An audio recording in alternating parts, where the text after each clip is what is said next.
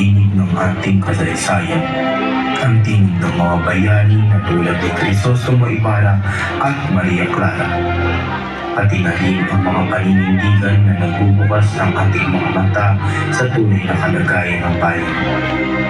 Viva la Patria! Sa kabila ng luha at poot, may mga pag-asa na sumisiklab sa ating mga puso.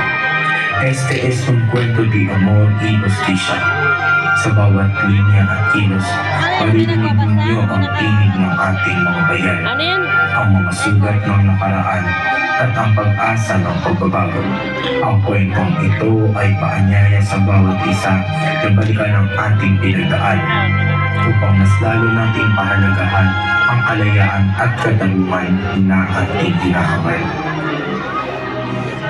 Ngayon, habang unti-unting sumisilip ang liwanag sa entablado at ang hangin ay puno ng pangako, adilante, magsisimula na ang ating pagsabak, isang paglalakbay na patungo sa mundo ng emosyon, inspirasyon at pagbabago.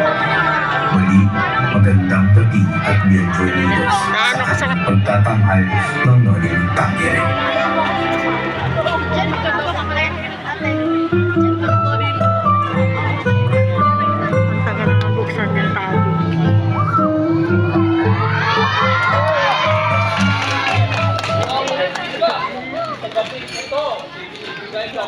Mainit ang pagsalubong ang anak ng aking pinakamamahal na kaibigan, si Juan Crisostomo Ibarra.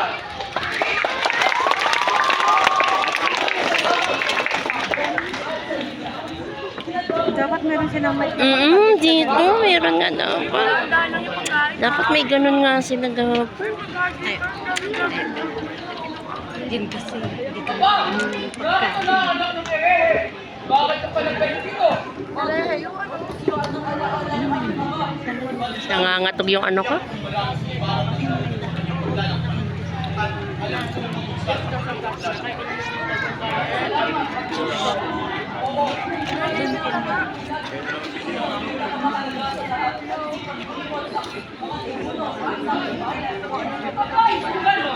Bakit ang talang hindi nanatili sa Europa? Baka doon, may mas maraming kumakinig sa iyo. Sabi ko pa, hindi ako mula Europa. Ay, naku. Ano ba? Parang, hindi naman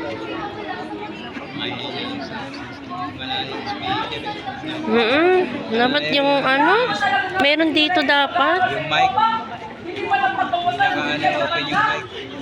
Oo, naka-open, malayo man. Ayan.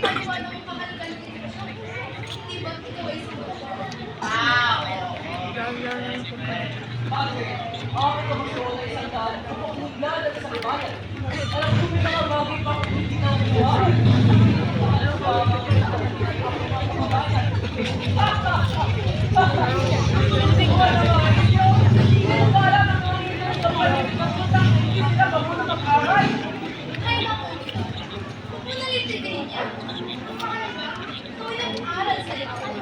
Kahit makapagsalita ako sa iyo. Signora, hindi mahalaga ako ng bilang ang pinagamitin. Hindi ko pa naman yung mga gamit na makatulong sa iba. Ginoong Ibarra, tiyak ako marami kang natutunan sa iyong paglalakbay. Marahil sa susunod na mga araw, iyong bibigyan sa amin ang iyong pananaw tungkol sa edukasyon. Tingnan mo nga yan. Akala mo kasing taas ng isang Kastila. Ay, kung gusto ko makita ng ahas ng edukasyon.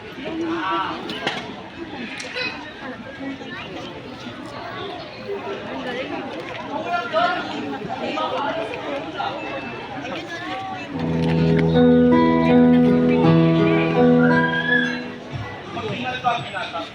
Hindi mo gusto makalaman ng mga makapangyarihan.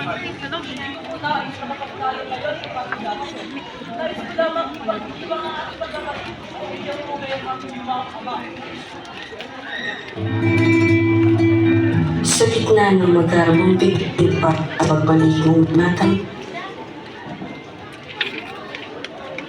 tahimikan ng muling buhay ni Padre Damaso ang sugat ng nakaraan.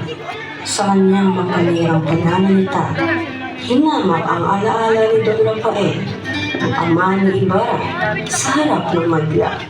Ang mga salitang binitawan ng Reverendo Padre ay tila mga palasong tumarak sa puso ng binata.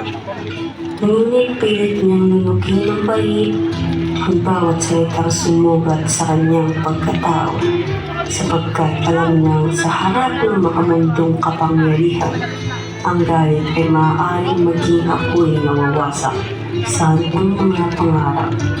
Tila isang ilog ang kanyang puso, malalim ngunit mapayapa sa ibabaw. Subalit sa kailaliman nito, nag-uumalab ang kanyang hinanakit. At sa katahimikan ng sandaling iyon, isinilang ang isang panatang magpapabago sa landas ng kanyang buhay.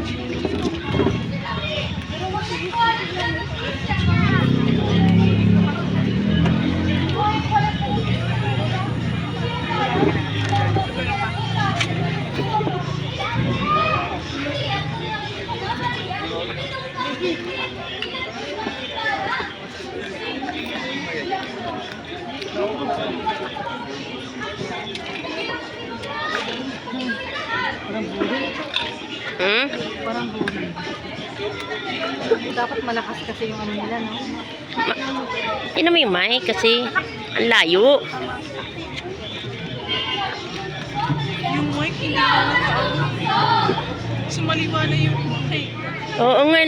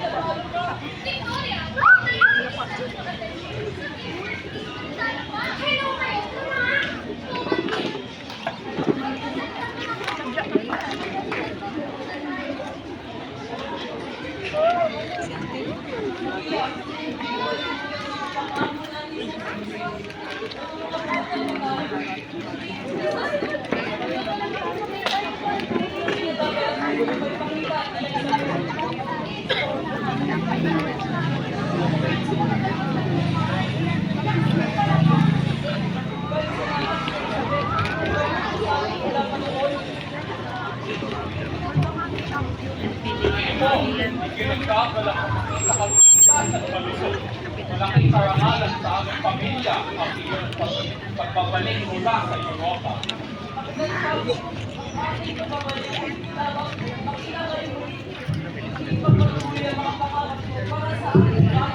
Napakabuti mong bata, pero iyo, alalahanin mo ang bayan at simbahan ay tunay na gabay sa buhay. Palagi mo silang igala.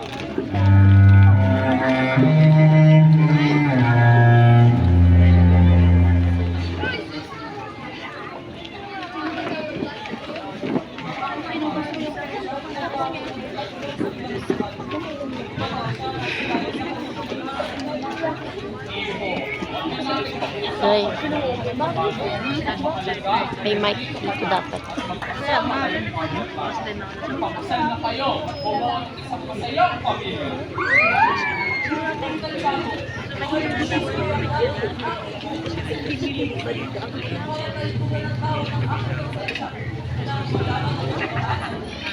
Iyo, tandaan mo, ang pinakamainam ay huwag sumuway sa nakatataas.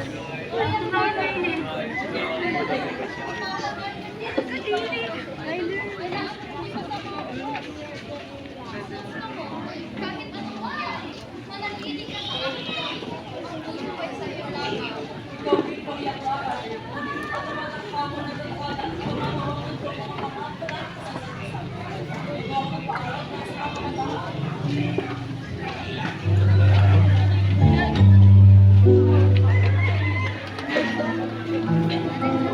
Matapos ang mga taon ng pagkakalayo, muling nagtagpo ang dalawang puso minsan ng nangako ng walang hanggang pagmamahalan.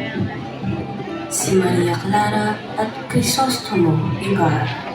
Sa likod ng mga matang namuluhan ng pananabik, naroon ang pilit na itinagong sakit, ang pumulila sa mga panahong nagdaan.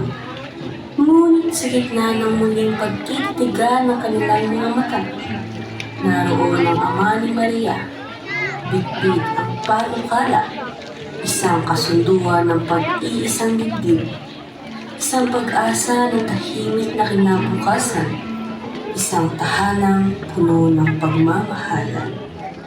Subalit si Ibarra, sa kabila ng pag-ibig na sumisiklab sa kanyang dibdib, ay hindi na kaya nang bigyang tugon ang inaasahang nakararami. Pinitigan niya si Maria Clara, ang kanyang iniiro. Tila ninanamnam ang huling pagkakataong mahahawakan ng kanyang mga pangarap. Ngunit paano niya tatalikuran ang sumpa ng kanyang konsensya? Paano niya isasantabi ang kirot ng alaala ng isang amang inagawa ng dangal, pinagsamantalahan ng kapangyarihan at ibinaon sa limot ng karahasan? Hindi ito tungkol sa pag-ibig lamang, sapagkat sa bawat pintig ng kanyang puso, naroon ang tawag ng bayan, ang sigaw ng katarungan. Hindi niya kayang ikulong ang sarili sa ginhawa ng tahanan, habang ang lipunan ay ginagapos ng dilim at kasinungalingan. At si Maria Clara, tumango ng marahan, pagamat ang kanyang puso'y nagdurgo. Patid niya ang pasya ni Ibarra, isang pasyang hindi kayang baguhin ng kahit sinong umiibig. Siya'y nanatiling tahimik, pinipilit lunukin ang pait ng paglimos sa isang pagmamahalan na hindi pa maaaring lumaya sa mga tanikala ng tungkulin at nangal. E sa konversasyon, dalawang pusong umiibig ang muling naghiwalay, hindi dahil sa kawalan ng pagmamahal, hindi dahil sa lakas ng paninindigan, sapagkat may mga pusong kailangang isakripisyo ang sarili, alang-alang sa higit na dakilang layunin. And sa konversasyon, dalawang pusong umiibig ang muling naghiwalay, hindi dahil sa kawalan ng pagmamahal, kundi dahil sa lakas ng paninindigan, sapagkat may mga pusong kailangang isakripisyo ang sarili, alang-alang sa higit na dakilang layunin. Crispin! Basilio! Malapit na ako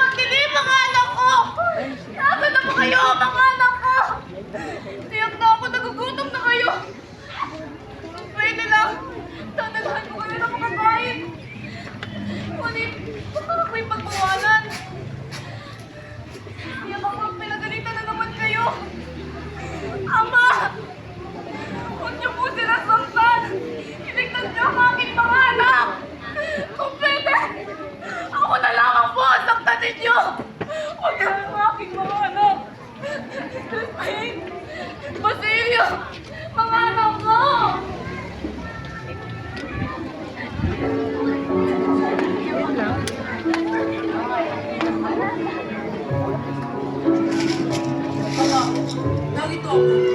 Ay ang alaala ay ginabay nila mo ng dilim na walang katanungan. God, Crisostomo Ibarra, may napapabalita ang balita ng makalat sa bayan. Na si Padre Damaso mismo ang nag-utos ng makay ng babae pinaalam sa bayan. Bakit Damaso? Siya nga? Siya nga? Siya ang nagbalitaan ng dangal sa ating pamilya. Paano? Paano ito ay sa pinakamamahal ng ama? Ibarra! Paano? Tumigil ka kung yan mo nga sasabihin sa iyo. Mga katandasan o pinilitan ay nagsasabi, Crisostomo, dahil ito sa iyo Padre Damaso, kasama ngayon sa pagbasok ng amalan. Naalis niya ang mga sa mga kaibigan ng mga pagkita ng pagkain sa iyo. Hindi mo lang ang tayo ng kanyang karangalan. Kailangan ng ako, kailangan ng karangalan. Di maaari. Hindi ko ang nanakutos sa iyo ay mula na lang sa kapos ng iyo. Hindi magsisipin. Apoy na nagpaalam sa aking pag-iiganti.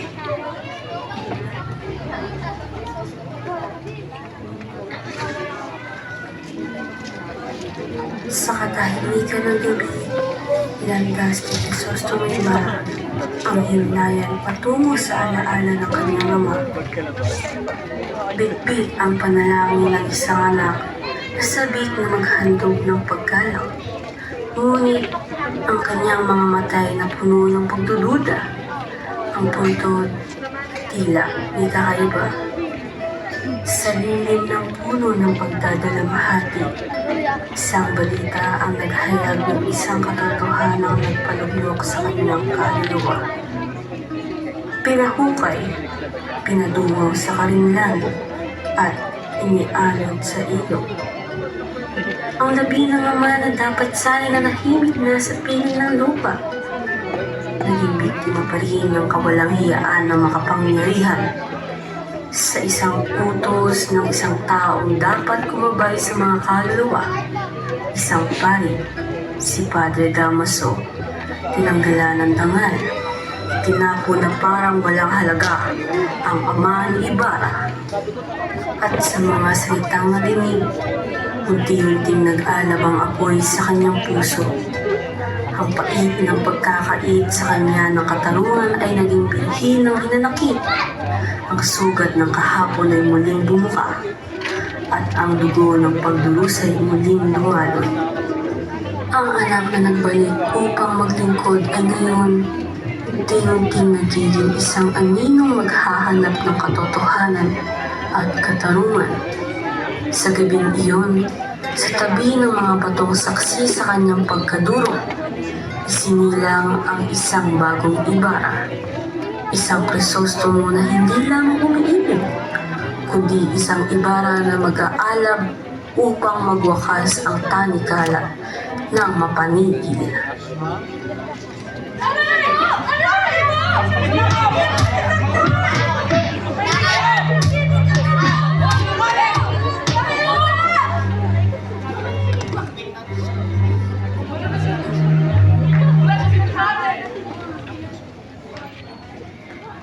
Hoy!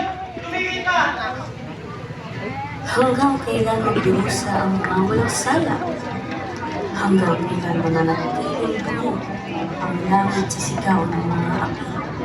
Sa likod ng matitibay na patayan ng momento, dalawang inosenteng bata ang pinagpintangan, pinahirapan, at sa huli, walang awang binawi ang munting buhay. Si Crispin, bata pa lamang, musmus, walang laban. Ang kanyang tinig na humihingi ng saklono ay nalunod sa hampas ng latiko at halakhak ng kasakiman. Walang salang bata, ang tanging kasalanan ay ang maghangad ng kaunting awa. At ngayon siya'y nilamon na ng dilim. Naiwan ang kanyang inang si Sisa, naghihintay, nagdarasal. Hindi batid ang kalulos-lulos na sinabi ng kanyang anak. At ang kapatid na si Basilio, mag-iisa na magbubuhat ng bigat ng pangarap nilang muling mabuo ang pamilyang unti-unti nang winasak ng kawalang katarungan. at isang bayan ang muling lumubog sa gabi ng pang-aakit.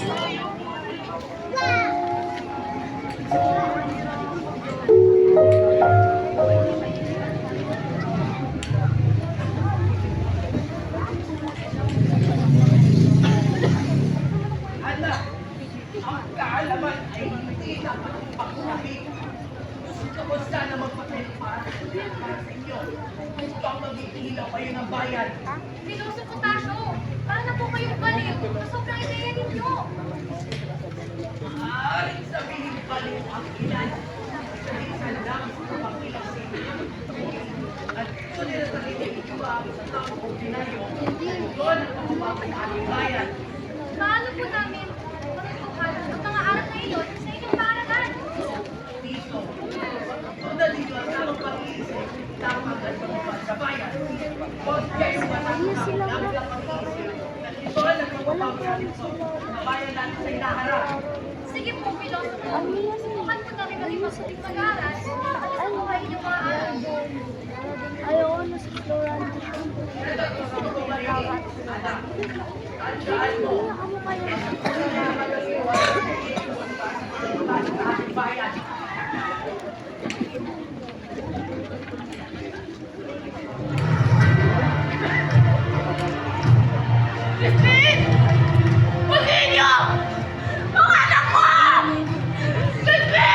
Huli ka! Dapat ka sumama sa amin! Huli! Ang mga anak! Hindi! Hindi ako natakot ang mga anak ko! Binakot niyo ako! Sa akin kasi na! Gaspin! Gaspin!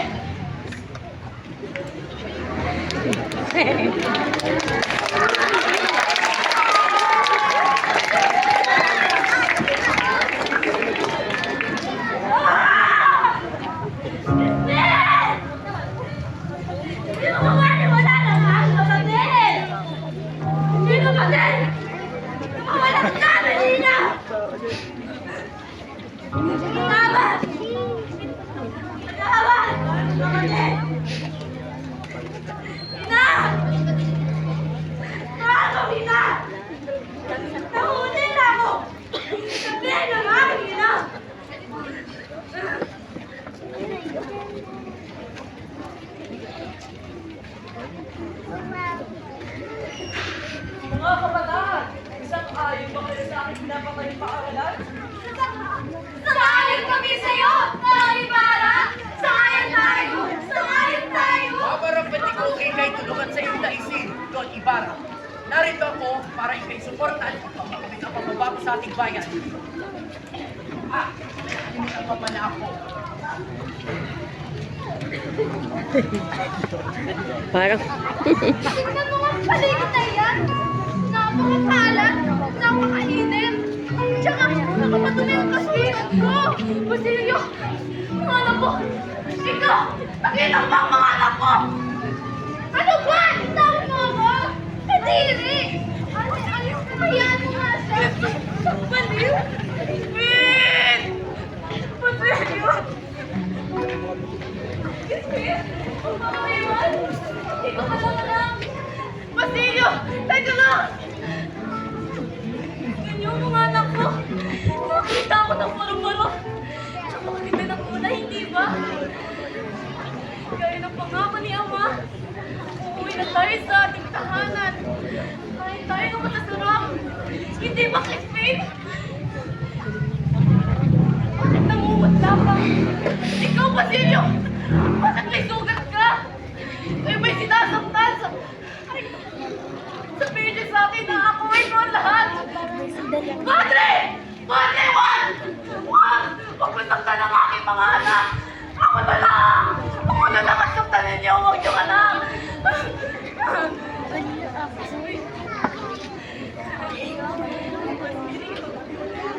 Mga anak ko! Ako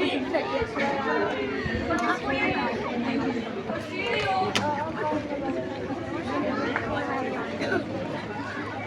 Mga diba, napalitan ko yung barang nagawa ng eskwelahan. Tandaan sa sinawasan ng ating bayan.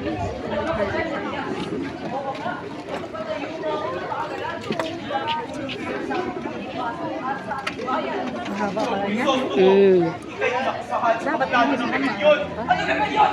Bitawan niyo ako! Wala kayo nalaman dyan!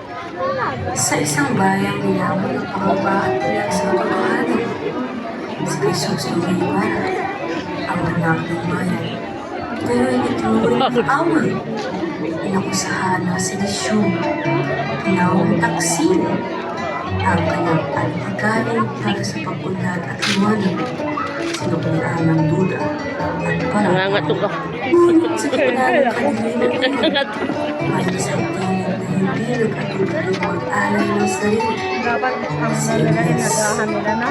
Isang malinong mabuhay sa sakit ng kahapon. Ngunit buhay nagsisilbing laglaw sa kinabukasan. Hindi siya nagdalawang isip. Hindi siya natakot. Tayo ng tayo naman Sa tumahan. harap ng mga sandata at tanikala, siya ang naging kalasan ni Ibarra. Siya ang naging daan upang makalayo ang kaibigan, upang maipagpatuloy ang laban para sa pagbabago at sa kanyang huling paghinga sa kanyang pinakadakilang sakripisyo.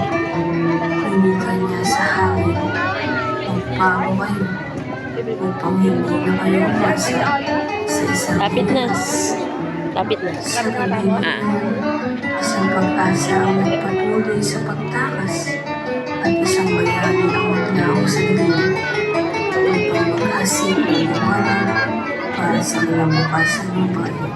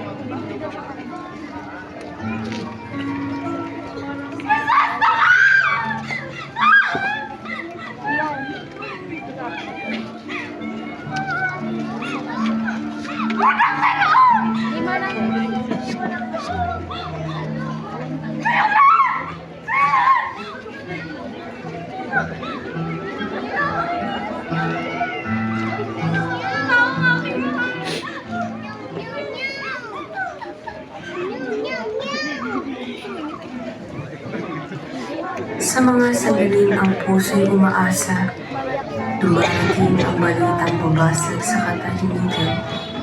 Si Maria Clara, ang dalagang umibig ng wagas at naghintay ng may pag-asa, ay ngayon nakatanggap ng isang liham na pumunig ng kanyang puso.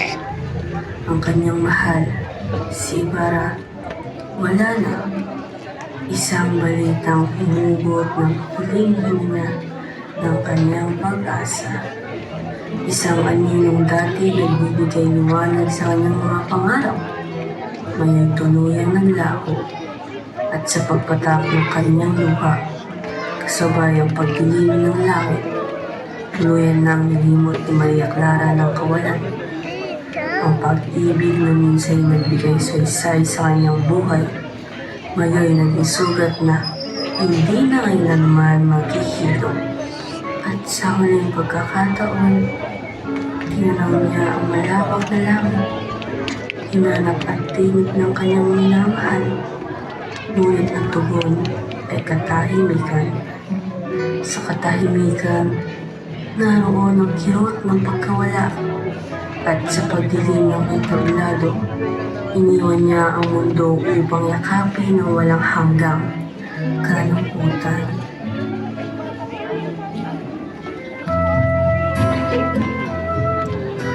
Matapos nating matumaya ng kahamhamang pagtatakal ng ating legitim at kahamhamang pagganap, aming ikinagaganap na ipakilala ang mga espesyal na panauhin sa gabing ito. Sila ay mga kinatawa ng sining at kultura na magdadala ng dagdag na inspirasyon at lalim sa ating pagtitipon. Muli, maligayang pagdating sa ating piling mga panauhin mula sa ika-9 grado. Yuno de la Vega bilang Nene, sekretarero at isa sa mga pangkata. Princess Dani bilang Sina. Nicole Hernandez bilang Victoria at isa sa mga bata. Grace De Real bilang Itay, isa sa mga kabataan. Anya Nataray bilang Tia Isabel at Crispin. Anya Paray bilang Basilio.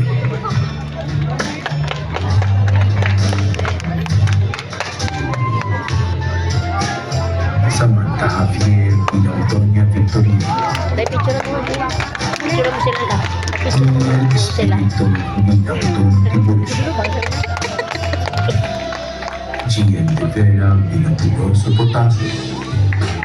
Okay na yan, may video ka na. Julie Encarnacion bilang Pakulan Tiago at Guardia Civil. Ricky Maderable bilang Padre Salvo at Guardia Civil. Sandy Sargento bilang Padre Civil at General. Miguel Bermuda bilang Padre Damaso at Guardia Civil. Ivo Ayas bilang Ayas. Sara Shimande bilang Maria Clara. Jethro Monticarlo bilang Crisostomo Ibarra. Rachel Radiza at Stephanie Hogan para sa produksyon ng musika. At ang ating pamilya, ang direktor na nagbigay direksyon para sa produksyon na ito. Kanyang pinagbubuklo ng tradisyonal na sining at modernong inobasyon na nagbibigay buhay at kulay sa bawat eksena. Si Lisa Calisno.